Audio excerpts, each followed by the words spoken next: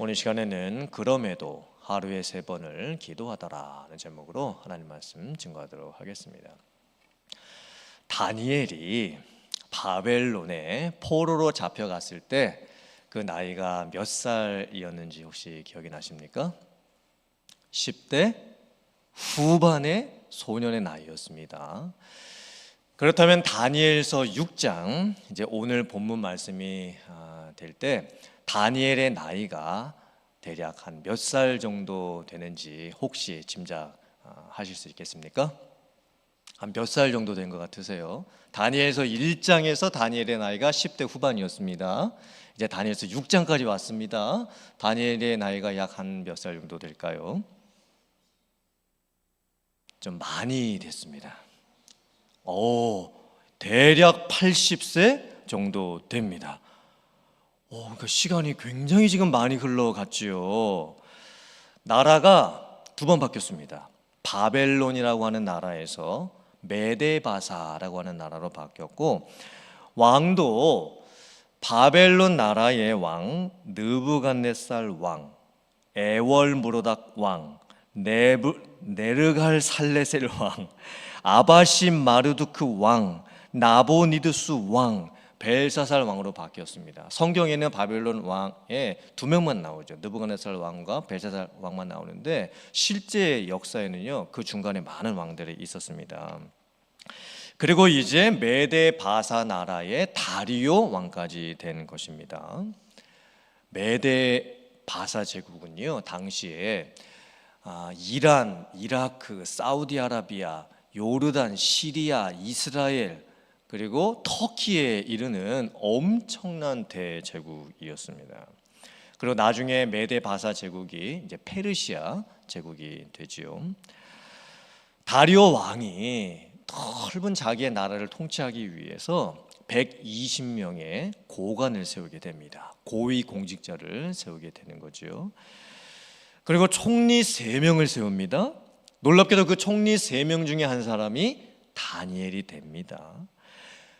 그리고 다리오 왕이 보니까 다니엘이 3명의 총리들 중에서도 특별히 다니엘이 지혜가 뛰어나고 총명이 뛰어나다는 것을 알게 됩니다. 그래서 다니엘로 하여금 이제 전국을 다스릴 수 있는 총리로 이 다니엘을 세우려고 합니다. 즉 왕 다음으로 다니엘이 이제 넘버원이 되는 거죠. 보통 나라가 망하거나 왕들이 많이 바뀌게 되면 신하들이 다 바뀌게 됩니다. 특별히 고위 공직자들은 거의 대부분이 다 바뀌죠. 나라가 바뀌고 왕들이 바뀌면 고위 공직자들은 솔직히는 줄타기를 할 수밖에 없습니다. 어느 라인에 서느냐에 따라서 자기가 계속 이 직위를 유지하느냐 마느냐가 결정되기 때문입니다. 다니엘은 유대인이었죠. 이방인이었습니다. 지금 바벨론에 포로로 끌려왔던 사람이었습니다. 그런데 다니엘이 지금 전국을 다스리는 최고의 총리 직분을 지금 맡게 되는 상황입니다. 비유를 하자면 미국에 이민을 온 1.5세 고등학생이 미국 행정부 백악관의 주요 고위 공직자가 된 겁니다. 그리고 미국의 대통령이 몇 분이 바뀌었습니다. 그런데도 계속해서 고위 공직자가 되었고, 이제는 국무부 장관 혹은 이제 부통령 그 정도 자리까지 올라가게 된 겁니다. 그러므로 다니엘의 모습이 참 특별하죠. 어떻게 10대 후반 나이부터 그의 나이 80세가 될 때까지 그렇게 나라에서 계속적으로 쓰임을 받을 수가 있었던 것일까요? 오늘 말씀을 보면 다니엘이 민첩했다 이렇게 말씀을 하고 있습니다. 그리하여 모든 총리들과 고관들 위에 뛰어났다 이렇게 말씀을 하고 있습니다. 이제 다리오 왕이 다니엘을 최고 통치자로 이제 세우려고 하니까 다른 총리들과 고관들이 반대를 합니다. 그리고는 다니엘을 고발할 증거들을 찾기 시작을 합니다. 그런데 아무런 고발 증거를 찾지를 못합니다. 다니엘에게서 아무런 허물을 찾지를 못합니다. 다니엘은 참 충성스러운 사람이었습니다. 아무런 그릇됨도 없는 사람이었습니다. 허물도 없는 사람이었습니다. 이 모습을 보면 다니엘이 얼마나 겸손했고 또 정직했고 또 리더십도 갖추었고 또 능력까지 갖춘 사람인지를 저희들이 보게 됩니다. 털어서 먼지 안 나는 사람 없다 했는데 정말 다니엘은 아무리 털어봐도 먼지가 안 나는 사람이었습니다. 유명무실이라는 단어가 있지요. 이름은 널리 알려졌는데 실속이 없다는 의미입니다. 유명무실. 겉으로는 뭐 대단한 것처럼 보입니다. 뭔가 있어 보이는 것처럼 보입니다. 그런데 가만히 속을 보면 텅 비어 있다라는 뜻이지요. 그런데 다니엘은 그런 사람이 아니었습니다. 명실상부라는 또 뜻도 있지요. 이건 무슨 의미일까요?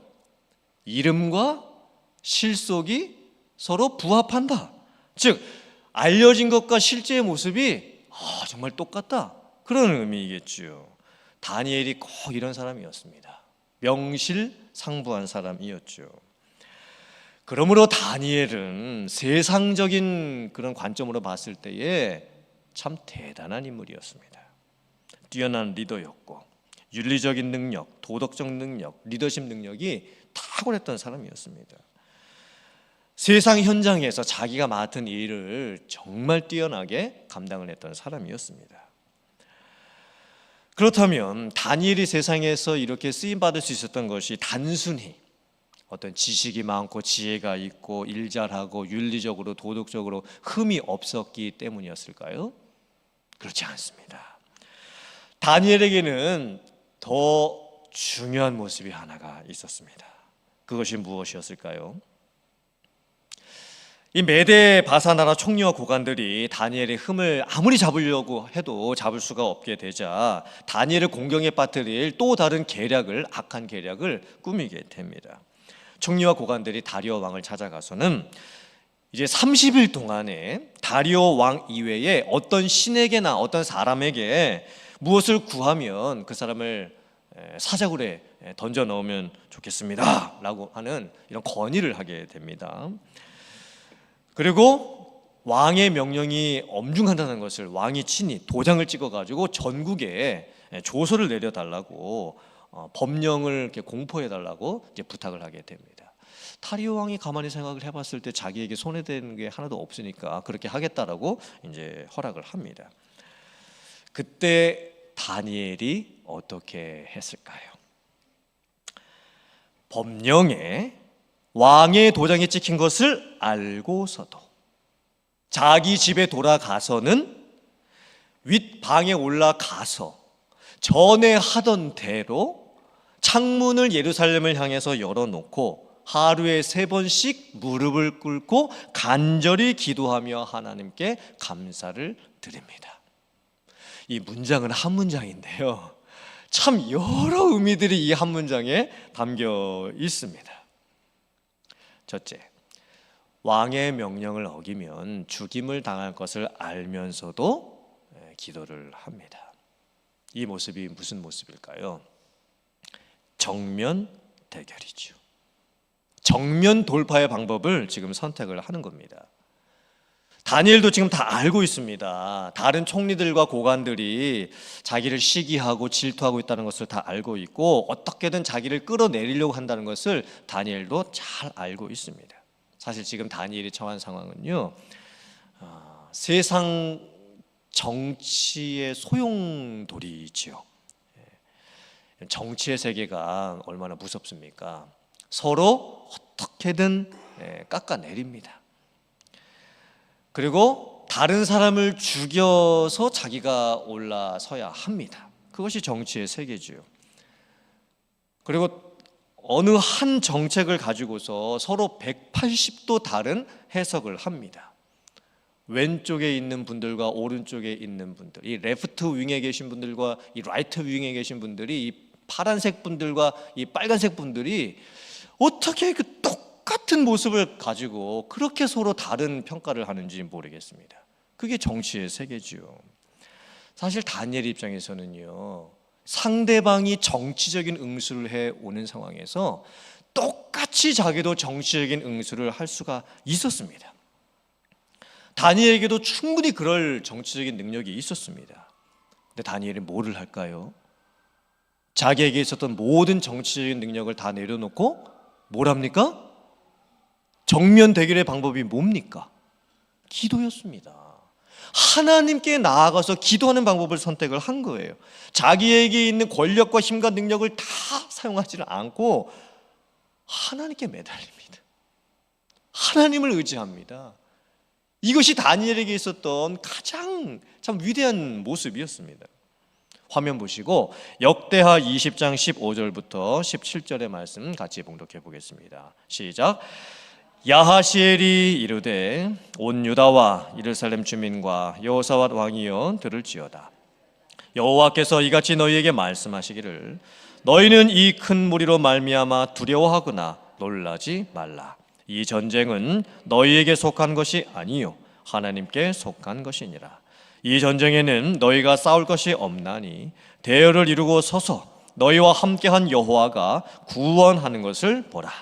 유다와 예루살렘아 너희는 두려워하지 말며 놀라지 말고 내일 그들을 맞서 나가라. 여호와가 너희와 함께 하리라 하셨느니라. 아멘. 아멘. 정확하게 다니엘이 지금 이 말씀 붙들고 있는 거예요. 사실 다니엘도 타협할 수가 있었습니다. 하나님, 제가 딱 30일만 기도를 쉬도록 하겠습니다. 하나님, 지금 이 상황을 하나님도 지금 아시지 않습니까? 제가 지금 기도했다가는 사자굴에 들어가게 될 거 하나님도 아시지 않습니까? 하나님, 이게 지금 상황이 어쩔 수 없으니까 딱 30일만 눈 감아 주십시오. 제가 30일만 기도를 쉬겠습니다. 이렇게 다니엘이 하나님께 요구했을 수도 있습니다. 간청했을 수도 있죠. 그런데 다니엘이 살펴보니까 이 문제는 이게 타협해서 될 문제가 아니라는 것을 알았습니다. 지금 기도 안 하고 딱 30일 기도 안 하고 쉬고 넘어간다고 해서 적들이 그냥 있지 아니할 것이라는 것을 다니엘이 영적으로 이제 해석을 하게 되는 겁니다. 계속해서 적들이 육의 문제를 가지고 공격해 올 것을 뻔히 알았습니다. 다니엘이 육으로 대응을 해도 계속 육의 싸움만이 일어날 것을 알았던 거예요. 그래서 다니엘이 어떻게 합니까? 30일 동안 기도하면 사자굴에 들어갈 거 뻔히 알았습니다. 하지만 다니엘은 그 상황에서 정면 대결을 선택하지요. 기도의 방법을 선택을 합니다. 하나님이 어떻게 하실 것인가를 바라봅니다. 전쟁도 하나님께 속하였고 전쟁도 하나님께서 이기게 하시는 건데 지금 자기의 상황도 지금 전쟁과 같은 상황인데 하나님께 맡기고 하나님께서 어떻게 해주실 것을 지금 기대하고 있는 거죠. 사실 이 모습을 보면 우리들도 똑같은 것 같습니다. 우리들도 세상을 살아가다 보면 직장 생활하고 비즈니스하고 또 사람들 만나고 그때에 정말 내가 그리스도인으로서 이걸 어떻게 처신을 해야 될까 고민될 때가 참 많이 생깁니다. 그런데 우리가 한 번 타협을 하잖아요. 그럼 계속 타협해야 됩니다. 한 번 뇌물 쓰잖아요. 그럼 계속 뇌물 써야 됩니다. 한 번 내가 술 대접하잖아요. 그럼 계속 비즈니스 관계 만들기 위해서 술 대접을 할 수밖에 없습니다. 그게 세상의 원리인 거예요. 그러니까 다니엘도 알았어요. 고민이 많이 됐겠죠. 타협을 해야 될 것이냐, 30일 동안 기도를 쉬어야 될 것이냐, 아니면 정면 대결을 해야 될 것이냐, 기도로 돌파해야 될 것이냐, 아마 엄청난 갈등이 있었을 겁니다. 어떻게 갈등을 안 할 수가 있겠습니까? 그런데 다니엘은 마지막 결단을 내립니다. 그럼에도 불구하고 그렇지만 나는 기도하겠다. 하루에 3번 내가 하나님께 기도했던 이것을 놓지 않겠다. 그때 누가 제일 놀랐을까요? 아마 적들이었을 겁니다. 다른 총리들과 고위 공직자들이었겠죠. 아니 도대체 다니엘은 어떻게 대놓고 저렇게 30일 동안 기도를 할 수가 있을까? 아니 도대체 다니엘이 믿는 하나님은 어떤 하나님이시길래 다니엘이 저렇게 대놓고 자기 목숨을 꺼내놓고 저렇게 보란듯이 기도를 할 수가 있을까? 아마 다니엘의 적들이 다니엘이 기도하는 모습을 보고서 더 깜짝 놀랐을 겁니다. 그게 신앙의 간증이 되었겠죠. 또 다니엘이 기도를 할 때 어떻게 기도했습니까? 윗방에 올라가 가지고 창문을 열고, 예루살렘을 이렇게 향해 있었던 창문을 열고 전에 하던 대로, 이 모습이 참 중요합니다. 전에 하던 대로 기도를 했습니다. 지금 다니엘이 10대 후반에 바벨론 잡혀왔죠. 지금 다니엘 나이가 80대 된 거예요. 약 65년 세월 흘러갔습니다. 그런데 다니엘은요 65년 동안 한결같이 기도를 쉬지 않고 있었습니다. 하루에 3번씩 정해진 그 시간이 되면 방에 올라가서 65년을 하루도 빼먹지 않고 기도를 하고 있었던 거예요. 어떻게 다니엘은 10대 후반의 나이에 이런 신앙관을 가질 수가 있었을까요? 다니엘은 이미 10대 후반의 나이에 자기가 구원받았다라고 하는 구원관이 있었습니다. 또 말씀과 기도에 대한 신앙적인 습관이 있었습니다. 또 당시 이스라엘 넘어서서 아수르, 바벨론, 메데, 바사 나라 등등 이 세상 역사가 어떻게 흘러가는지를 볼 수 있는 월드뷰죠. 세계관이 있었던 거예요. 이미 10대 후반의 나이에 다니엘이 그런 구원관, 신앙관, 통찰력, 세계 비전 이런 것이 있었기 때문에 지금 80이 되는 나이까지 그 모습을 계속 유지할 수가 있었던 겁니다. 제가 이 10대 후반의 이 다니엘의 모습과 80대가 될 때까지 그 모습을 지키고 있었던 다니엘의 모습을 보면서 참 한편은 너무 부러웠습니다. 그리고는 좀 두렵기도 했습니다. 왜냐하면 부러운 이유는 정말 나의 자녀들이 이런 다니엘의 모습과 같으면 얼마나 좋을까? 우리 교회에서 자라나는 우리의 아이들이 다니엘의 모습과 같으면 얼마나 좋을까? 너무 부러웠습니다. 다른 한편으로 두려운 이유는 뭐냐면 제가 그래도 목사인데 정말 나의 이 세 자녀들을 내가 가정에서 이 다니엘의 모습처럼 지금 키워가고 있을까? 제가 목사인데 우리 교회에서 자라나고 있는 이 자녀들에게 정말 이런 신앙관을 가르쳐주고 구원관을 가르쳐주고 세계관을 가르쳐주고 월드뷰를 가르쳐주면서 제가 교육을 하고 있을까? 또 성도님들을 그렇게 제가 훈련시키고 있을까? 참 너무 한편으로는 부럽기도 하면서 또 다른 한편은 너무 두려운 마음이 제게 밀려왔습니다. 정말 우리의 자녀들이 이런 다니엘의 모습처럼 자라면 얼마나 좋겠습니까? 또 우리가 그렇게 키워내야 되겠지요. 우리의 사명이 바로 그것입니다. 거룩한 영향을 남긴다는 것이 무엇이겠습니까? 다니엘과 같은 사람을 교회에서 한 명만이라도 길러낼 수 있다고 한다면 그 한 사람을 통해서 하나님의 나라가 놀랍게 세워지지 않겠습니까? 이런 비전을 꿈꾸고 나눌 수 있는 저희들이 되어야 될 줄 믿습니다. 또 세 번째 다니엘이 기도했던 모습을 보면요, 마지막 문장이 어떻게 끝납니까? 다니엘이 기도를 했는데 마지막 문장이 뭡니까? 하나님께 뭘 했습니까? 감사를 했습니다. 감사. 다니엘이 기도했던 마지막 모습은요, 하나님께 감사하였더라 라는 모습입니다. 아니 어떻게 이런 상황에서 감사가 나올 수가 있겠습니까? 지금 다니엘이 닥친 상황은요, 절체절명의 위기 상황입니다. 세상에서는 정치적으로 모함을 받고 있습니다. 누명을 쓰고 있습니다. 지위를 박탈당할 위험에 처해져 있죠. 영적으로는 하나님을 믿는 것을 선택했지만 그렇게 됐을 때 지금 사자굴에 들어가게 될 수밖에 없는 그런 위험에 처해져 있는 상황이에요. 지금 자기의 목숨이 달려 있습니다. 인생 최대 위기를 맞이한 상황입니다.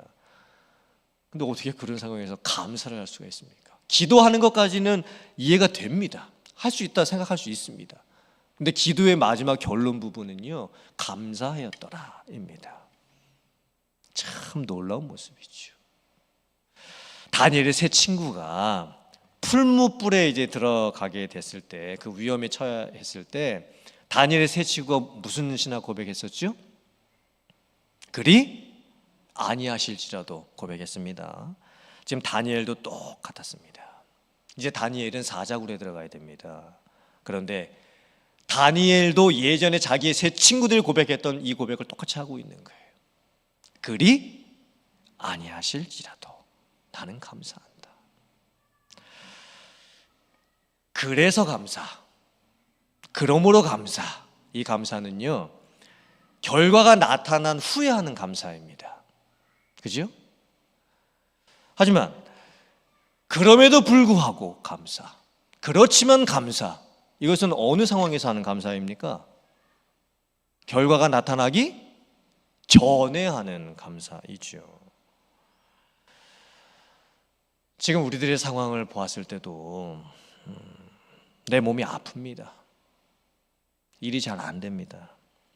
문제는 터졌습니다. 도와줄 사람은 한 사람도 없습니다. 솔직히 한숨밖에 나오지가 않습니다. 힘든 원인만 있습니다. 힘든 원인들만 지금 넘쳐나는 상황입니다. 좋은 결과는 아직 하나도 없습니다. 결과는 아직 멀리 있습니다.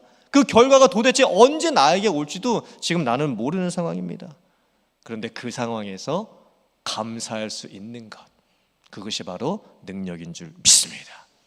감사는요, 능력이에요. 감사는 아무나 할 수 있는 것이 아닙니다. 조건 반응적 감사는요, 누구나 할 수 있습니다. 결과가 이미 나타났을 때 감사는 누구나 할 수 있죠. 그건 능력이 될 수가 없어요. 그런데 지금 원인만 있어요. 힘든 원인들만 있습니다. 조건들만 있어요. 결과는 아직 저기 멀리 있어요. 그리고 그 결과가 좋은 결과로 올지도 저는 모릅니다. 그런데 그런 상황에서 감사하게 되는 것, 그것은 능력입니다. 하나님이 주시는 능력이겠죠. 사랑하는 성도님들, 저희들이 오늘 말씀을 보고 어떤 삶을 살아야 될까요? 먼저는 정면 돌파, 기도로서 모든 것을 돌파해 가기로 결단하는 우리들이 되어야 될 줄 믿습니다.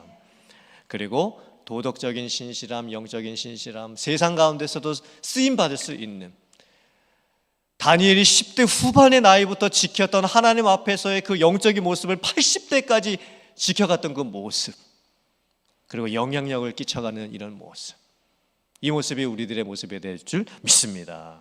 그리고 이제 마지막으로 정말 하나님 앞에서 어떤 상황 속에서도 감사할 수 있는 그 능력이 여러분들의 능력이 되시기를 주님의 이름으로 축원합니다. 그래서 다니엘과 같은 이런 위대한 삶을 살아갈 수 있는 여러분들 다 되실 수 있기를 주님의 이름으로 축원합니다.